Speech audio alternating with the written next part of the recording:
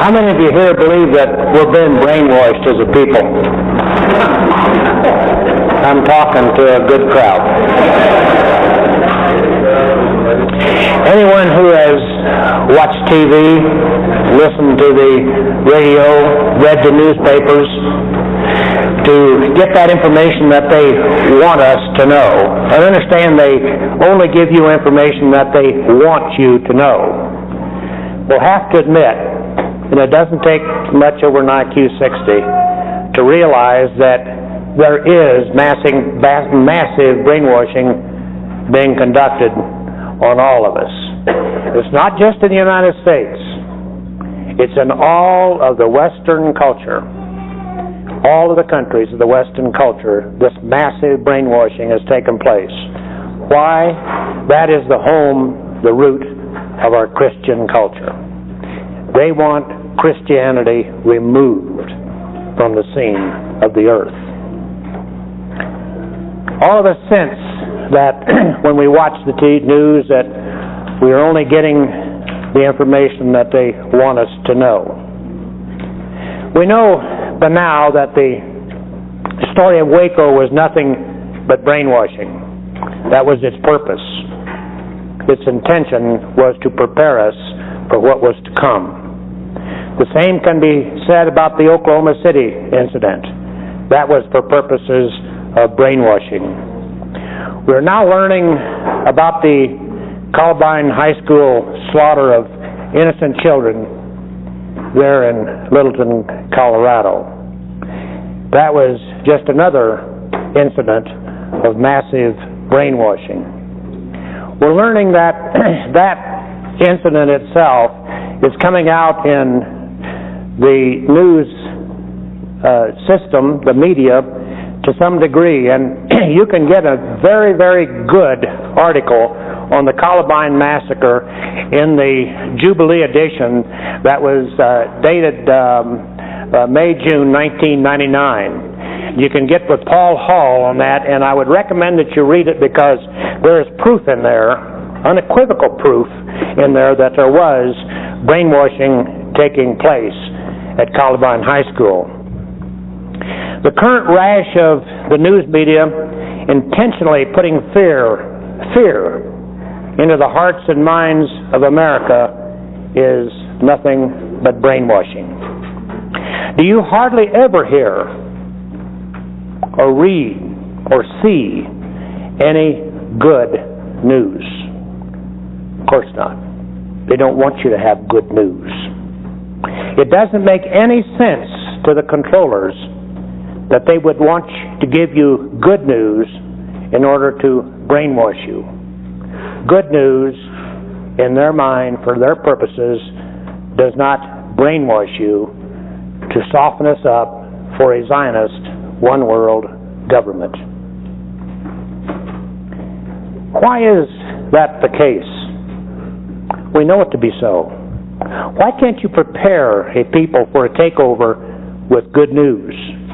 It is because they need to cause the minds of thinking people be overloaded with a phenomena called stress. How many of you feel that you're not stressed? Very few. Most of us are stressed to the breaking point. We live daily in stress. They need to do it to prepare us to be in a position to where our mind is so loaded that we're ready to receive what they want us to do. They need to make our minds truly believe that we are not capable of governing ourselves, all a part of brainwashing. For example, they need to make us believe, and this is a cardinal point in the existing or current rash of brainwashing, they need to make us believe that even though we want to retain the constitutional right to own and enjoy firearms, that some control of their ownership is absolutely necessary. They control the news to make that the consensus at the time. They need to bring in those guns. biggest part of brainwashing going on today is to provide polls which are rigged to misinform us that most Americans want gun control. Have you talked to anybody that wants gun control? I haven't talked to anybody that wants gun control. Have you talked to anybody that wants the Second Amendment removed from the Constitution? I haven't. But that's what they do. Brainwashing has actually become an industry all of its own. A lot of different industries, and this has become an industry. The organizations that have become involved are so numerous that we can't even relate to them, to all of them in the time allotted to us today and tomorrow. Schools, churches, yes, churches, political organizations, service clubs, environmental organizations, sports organizations, game departments, police departments, and above all, the government itself are all organizations deeply involved in brainwashing. But it's the method that they use that I want to talk about. It's such a broad subject that it's going to take more than one message to get it conducted. In fact, even with the two allotted here, there'll probably be messages in the future that will update and bring you more information on brainwashing, God willing. Now, there are other words for brainwashing. Some of them are pretty benign sounding, such as mind conversion. There are also the terms mind control, values clarification, and a whole host of others. It's all brainwashing. But it's how it is done currently that makes the point. Some of these things can be for the good. Praise God for this. They're called religious conversions. That is a term that I believe is an adequate term. If you would, turn with me to James 5. Here's an example of the importance of conversions. James 5, starting with verse 19. And I'll be reading out of the King James. Brethren, if any of you do err from the truth, and one convert him, and the New American Standard says bring him back, and that is the same thing. It means exactly the same thing. Let him know that he which converteth him or brings him back, the sinner, from the error of his ways, shall save a soul from death, and shall hide a multitude of sins. In Strong's Concordance, and this is the sole reason I use the King James, is because of all of the background books that add to it. It isn't by any means necessarily the best. In Strong's, the word convert, converteth, or conversion is number 1994. And it simply means to turn back. And that's exactly what the New American Standard says. To change your ways. In Acts 15 and verse 3, we read this. And being brought on their way by the church, they passed through Phoenicia and Samaria, declaring the conversion of the Gentiles. And they caused great joy unto all the brethren. That's number 1995. It's the same meaning, except that in this case it means a moral revolution. Now that's just about where we are today. We are about to see a moral revolution in this country. The next millennium is ours. There's some traffic yet to go before we get there. We'll talk about it. Only the Antichrist would want us to believe that the conversion to Christ and all that Christianity stands for would be bad for America. And that is exactly what they're trying to tell us. That Christianity has been bad for America. The idea of conversions itself is as old as the Bible. Every time we read in the Bible, particularly in the Old Testament, the stories of the children of Israel, doing evil in the sight of the Lord. They go into bondage. What happens when you go into bondage? You're under stress, immense stress, and you cry unto the Lord, and a Savior comes to save us. It repeats itself over and over. All of those are stories of conversions in Israel because of stress. The stress came from the bondage. Do you think that you're in bondage? Do you have stress? Do they go together? Certainly. What was it like in those days of the Bible, going into bondage? Israel was put into extreme stress, immeasurable stress. Gideon threshed his wheat on the winepress floor. Why? He was trying to hide it from the Midianites, the tax collectors. Why? He was a tax protester. Now, that was very stressful to Gideon. Well, wouldn't it be just as stressful for us to be really worried about whether we crossed our T's and dotted our I's correctly on the 1040 form for your income tax? Isn't that stress? It's America today. We're exactly where Gideon was when he threshed his wheat on the winepress floor.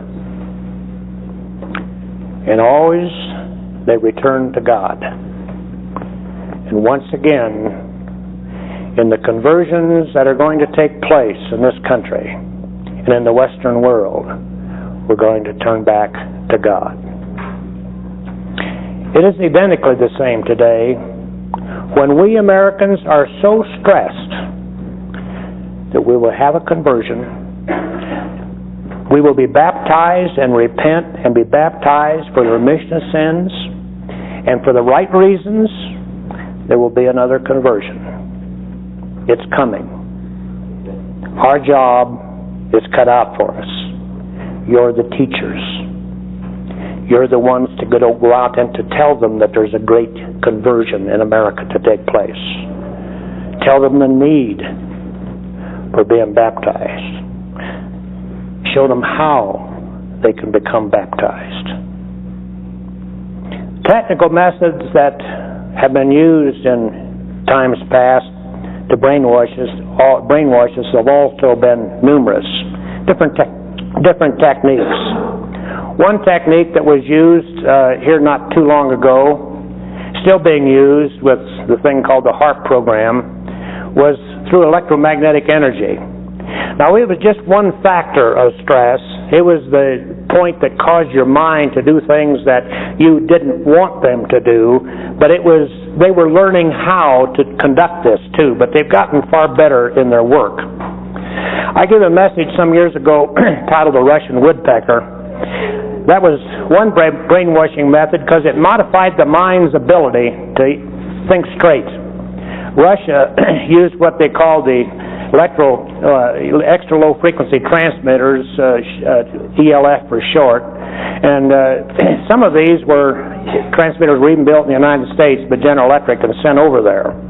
There were also some built here up in the Pacific Northwest and up in Alaska and Michigan, I believe. They were able to change the fundamental frequency of the mind's action above and below that natural magneto force of the Earth itself. And get the North and the South Pole, and you have the magneto structure around it and everything, and it's pulsing at about 7.8 cycles per second. And if you elevate that above that, you become elated, and if you depress it down below that, you become depressed. And if you depress it down, get it down to about 6 cycles per second or something like this, you can have petit mals or grand mal attacks. If you get it up to around 10 cycles per second, you can become so elated that you do things up on the stage at these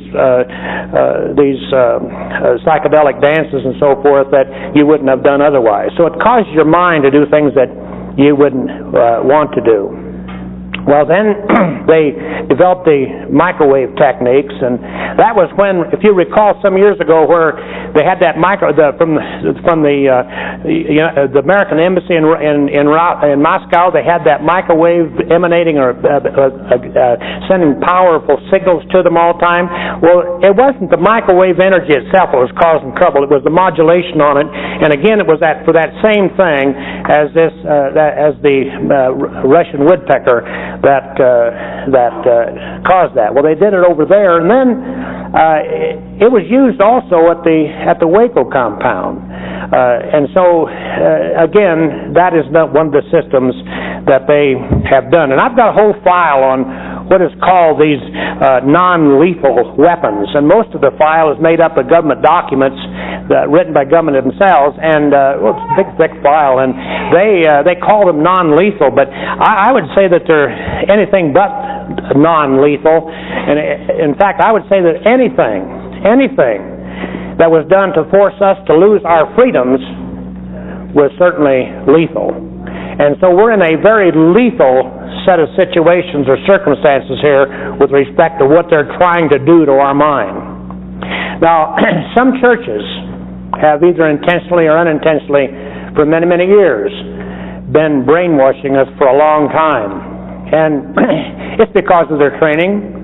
It starts with a gross misunderstanding of what has been said in the Great Commission in Mark 16. This is just one example.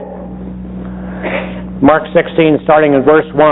And he said unto them, Go ye into all the world and preach the gospel to every creature. Well, the word world there wasn't the whole earth, all of its round ball. It wasn't North America at the time. It wasn't China at the time, and so forth. It was the extent of the Roman Empire generally, and it was where all of the lost tribes of Israel were specifically. And so Jesus would not have contradicted himself as to what was said in Mark 16. Mark certainly wouldn't have contradicted Jesus. Paul certainly wouldn't have contradicted Jesus. Jesus would not have contradicted himself. He clearly told the apostles and the disciples to go only to the lost sheep of the house of Israel. He said that he himself had come only to the lost sheep of the house of Israel. So how could Mark in the Great Commission say, go to the whole world and say what he said and people believe it? Well, it just doesn't make logical sense that any truly knowledgeable theologian or instructor at any of the seminaries would have permitted such a simple error be perpetuated unless it was intentional. I cannot believe when they have been taught over and over and over that that's not what Jesus said, and they pay no attention. Therefore, it is brainwashing.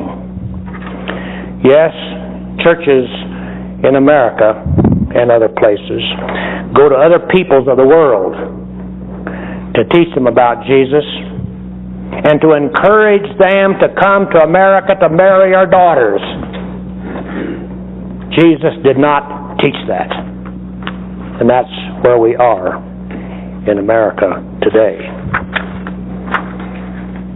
They are at the forefront of making this a country where we have a nice light shade of brown people. That is exactly the color of that UN statue, of that UN brown man standing in front of the UN headquarters in New York City. We are being brainwashed by our own people.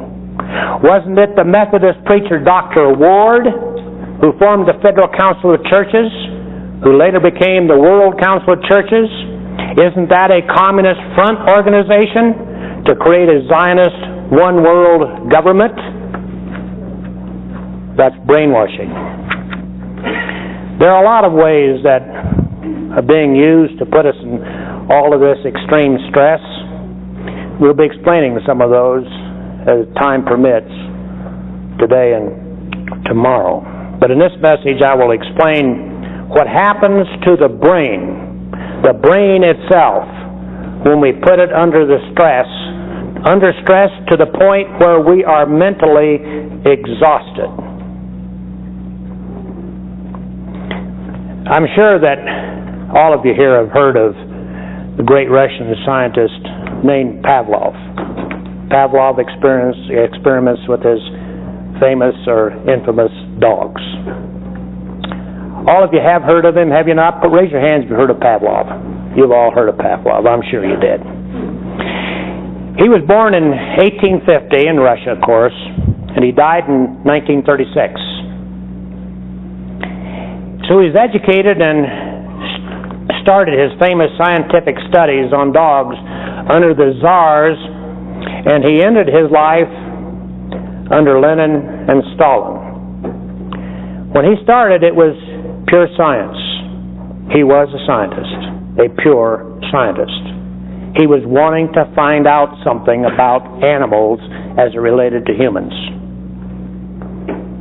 But when Lenin and communism came into power, Pavlov's efforts were used for another purpose. He didn't agree with Lenin. He fought Lenin, but he was a scientist. It was for the sinister purpose of brainwashing. That was Lenin's concept, Stalin's concept. And Lenin, with his Jewish communism, needed a technique that could be used to brainwash all of the people of the world if we were to have their one world government. Churches have notoriously fought the concept that the findings of Pavlov's studies on dogs could not possibly be used on man. You did know that. Churches have fought that. Man is not a dog, they would say. Of course we're not a dog. We all know that we're not a dog. But what is there that we can borrow from his studies that applies to us? The one point I want to make to you is that it works.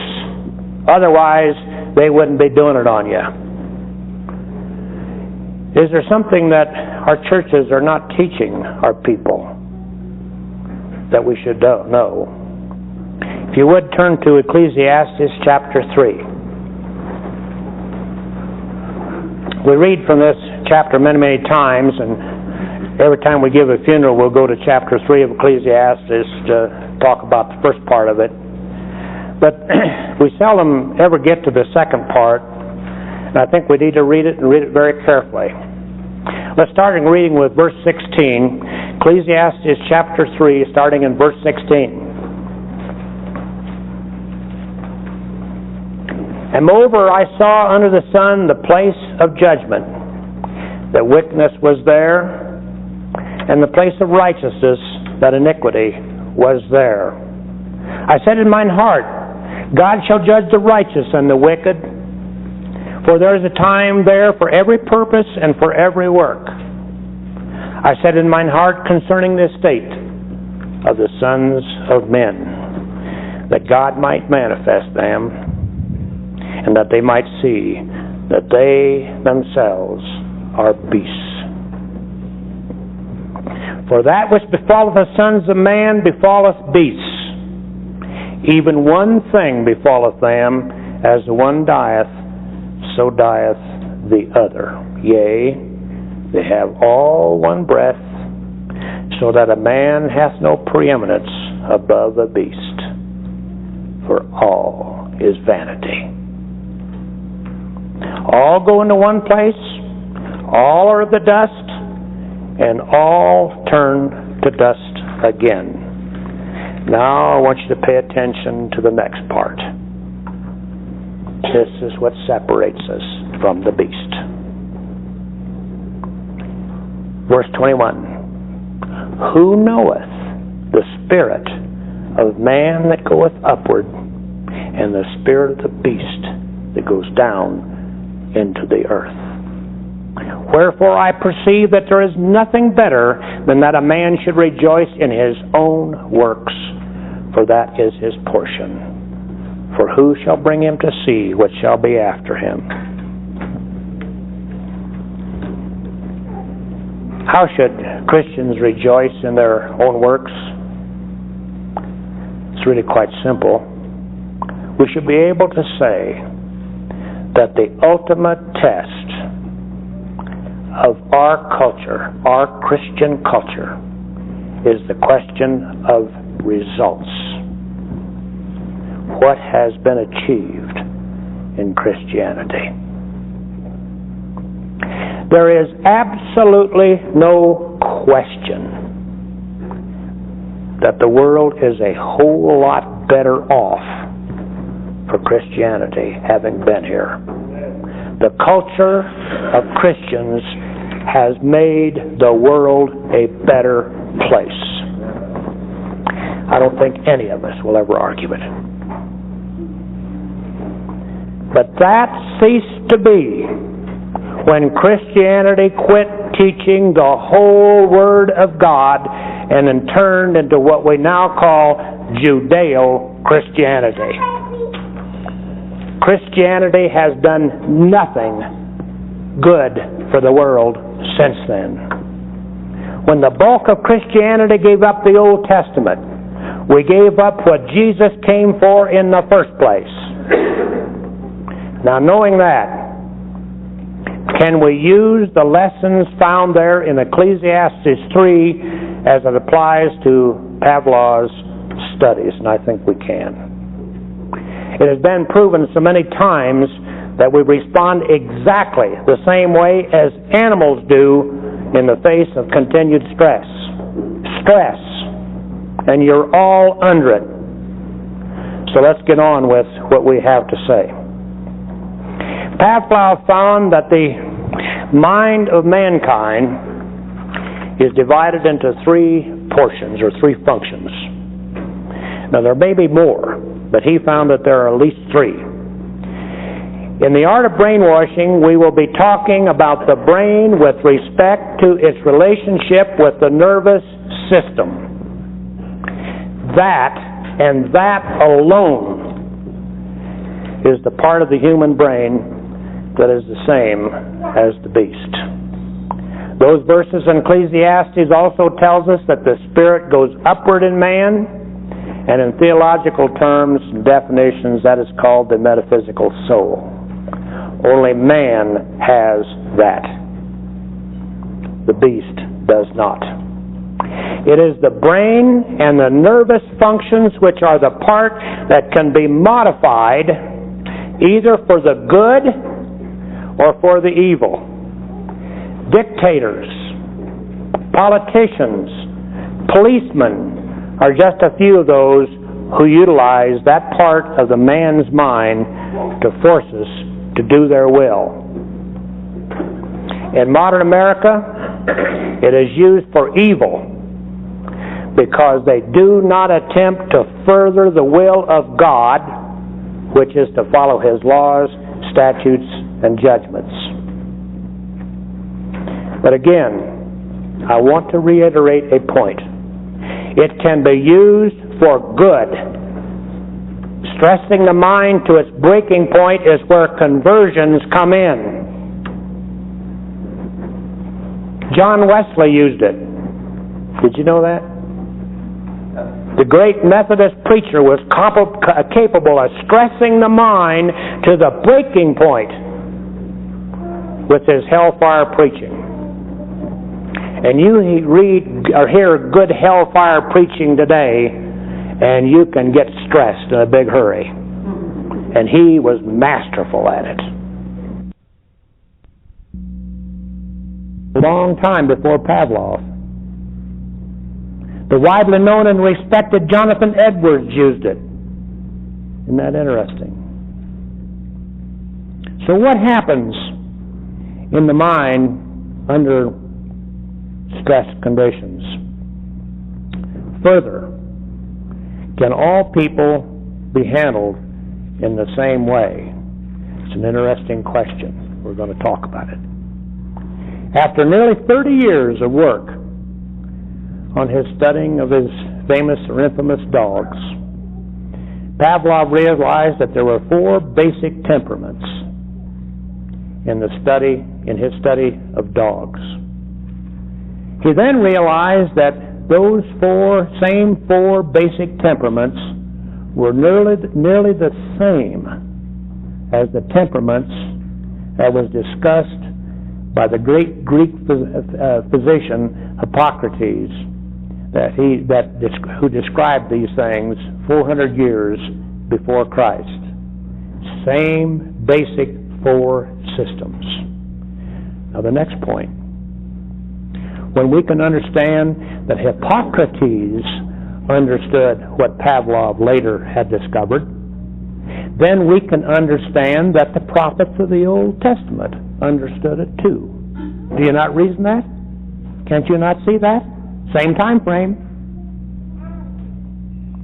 The first temperament type is called the strong excitatory.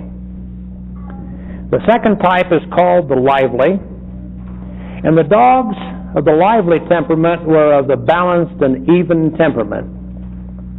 Both of these dogs, the strong excitatory and the lively, responded to imposed stress or conflict with an aggressive behavior. They were the ones who wanted to get in and get with it right now. They got excited when they responded. Do we see this in humans? Sure do, don't we? There was a difference between these two, though. The strong excitatory dog would sometimes turn so wild under stress to be totally uncontrollable. Do we see that? We sure do. The lively temperament responds to stress with a very purposeful and a controlled action. Do you see that too? You sure do. The third and the fourth types were quite different from these first two. The type 3 dog what was called the calm, imperturbable. This type dog was passive and inhibitive in his response to stress. You know, he's the kind that just lays back and just lets the world go by, and he says, oh, that's okay, it's going to be all right, okay, everything's okay. He didn't get excited much about it. The fourth type, though, was called the weak inhibitory. And this was the guy that Pavlov found that this dog met with stress with extreme passivity. Oh, he just kind of laid down and put his paws over his eyes and stuff like this, and he had a total avoidance of any tension whatsoever.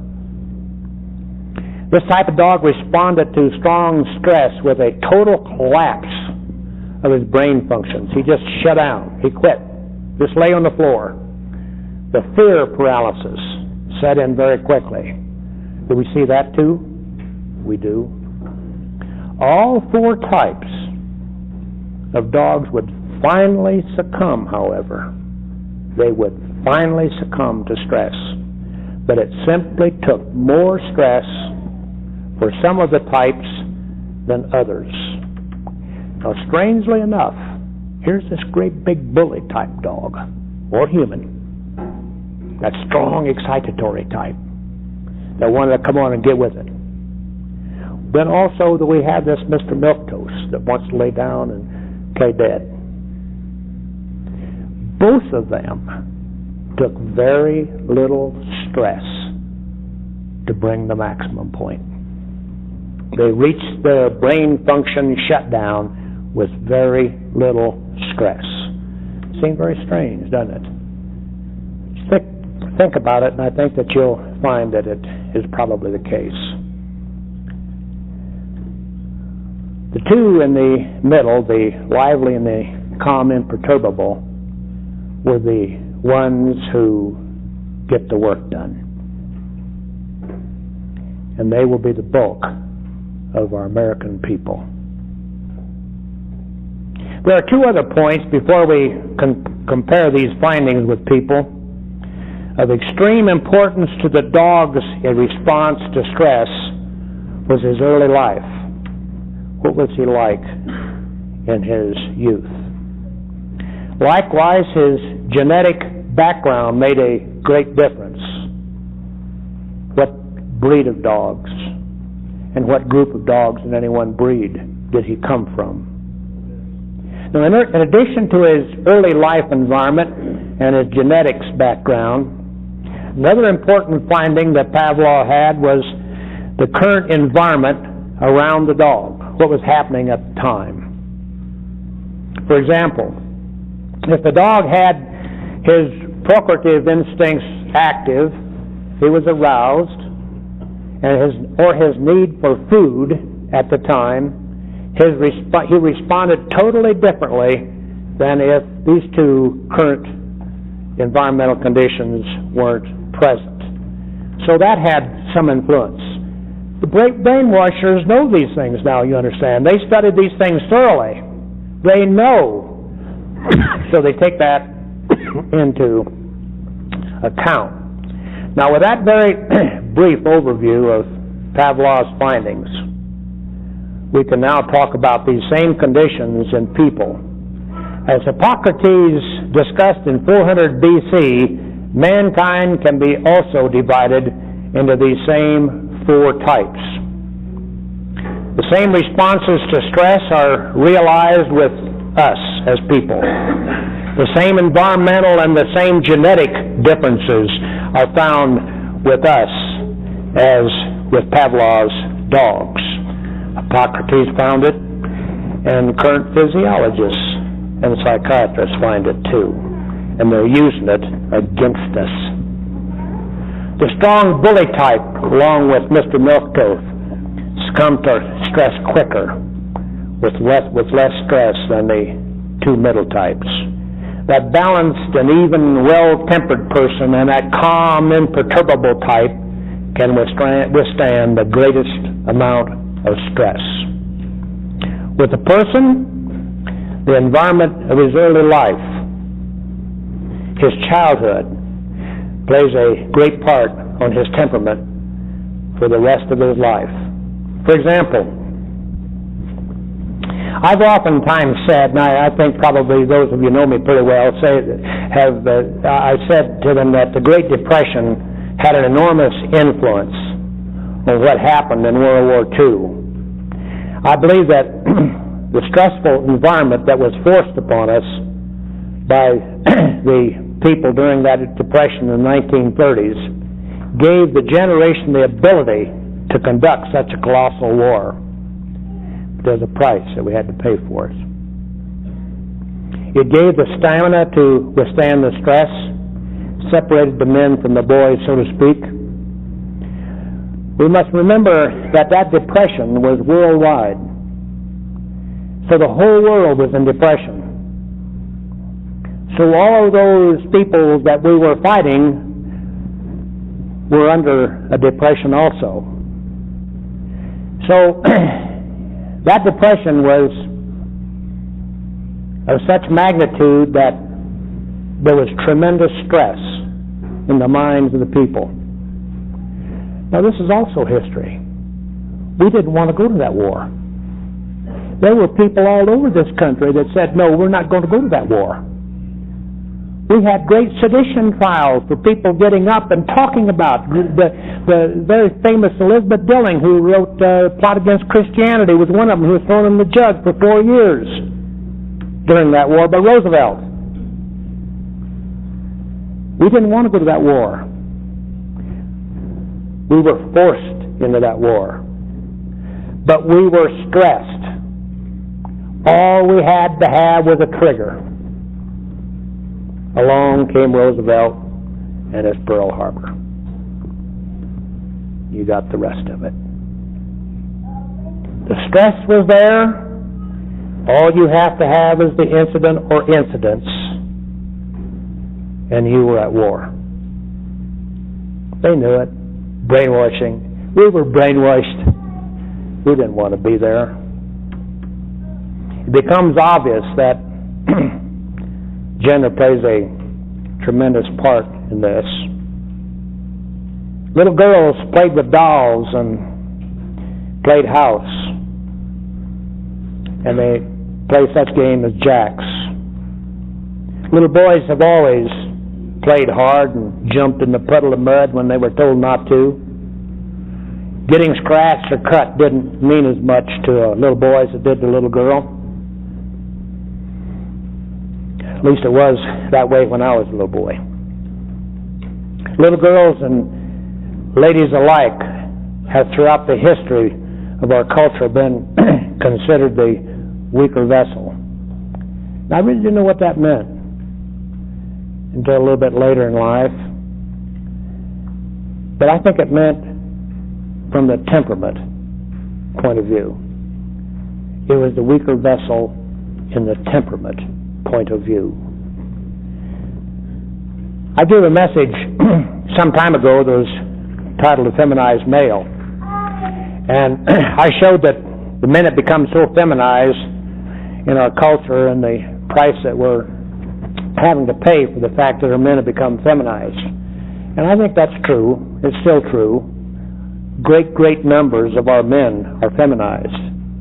You know, I'd give anything to just have the authority, so to speak, to have a pair of dikes, diagonal pliers, little cutting pliers, in my hip pocket, and to go around and find all these nice American boys with rings up here, just cut them. Feminized. That's what that amounts to. I showed in that message where more boys die at birth than girls. More boys are born with dyslexia than girls. More boys have speech impediments when they are young than girls. Boys mature slower than girls.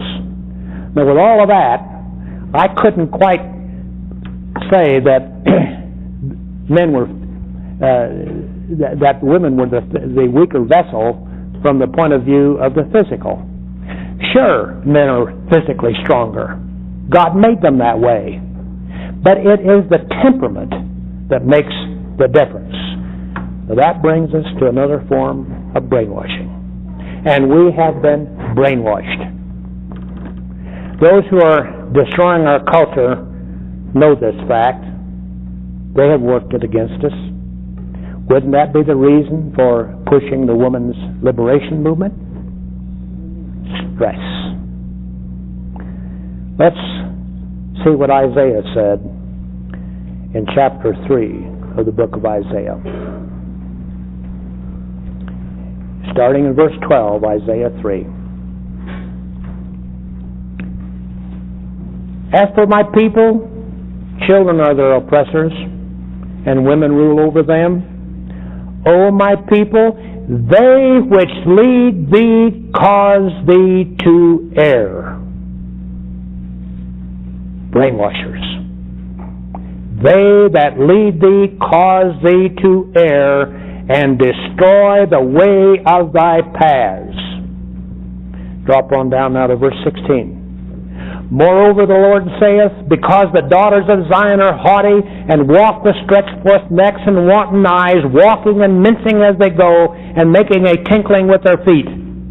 Now, if you would, drop on down to chapter 4, verse 1. And in that day 7 women shall take hold of one man, saying, we will eat our own bread, thank you, and wear our own apparel, only let us be called by thy name to take away our reproach. We have single mothers that had no intention of ever getting married. They didn't need a man to marry. We have the women's liberation movement. Isn't that exactly what Isaiah said?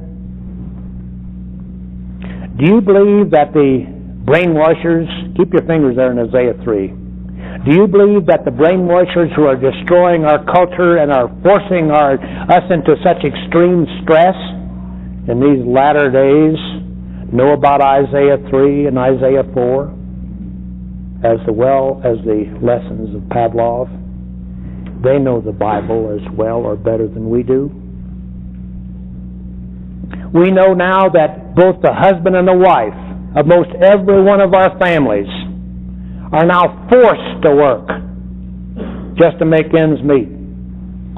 This is stressing us as a people to the point where we have had a breakdown in the mind. I remember when it happened. We didn't have much money in those days. The money went farther, though. But they came around, and it was after World War II, some 10, 12 years after World War II, They came around and they said, wouldn't it be nice if you ladies went and worked for 4 afternoons a week or 3 afternoons a week? Just think you'd get a new carpet in the living room or a new set of a sofa or something like this.